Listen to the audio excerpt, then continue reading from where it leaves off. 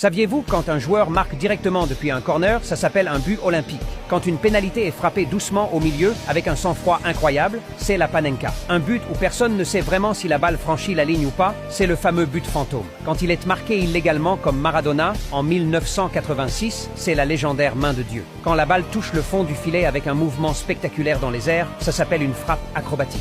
Et s'il est marqué dans les toutes premières secondes du match, c'est un but éclair. Quand la balle touche le poteau avant d'entrer, ça s'appelle un but sur le poteau. Si un attaquant dribble toute la défense avant de marquer, c'est un but en solo. Quand il est marqué dans son propre filet, c'est évidemment un but contre son camp. Quand un joueur qui vient d'entrer sur le terrain marque immédiatement, c'est connu comme un super sub ou un but de joker. Quand c'est le gardien qui marque, ça s'appelle le but d'un gardien, souvent héroïque, d'un coup franc ou d'un corner de dernière minute. Et enfin, quand il marque dans les toutes dernières secondes pour sauver un match, ça s'appelle un but de dernière seconde ou un buzzer beater. Mais un seul joueur a réussi à marquer tous ces types de buts dans sa carrière. Voici un indice, il est portugais.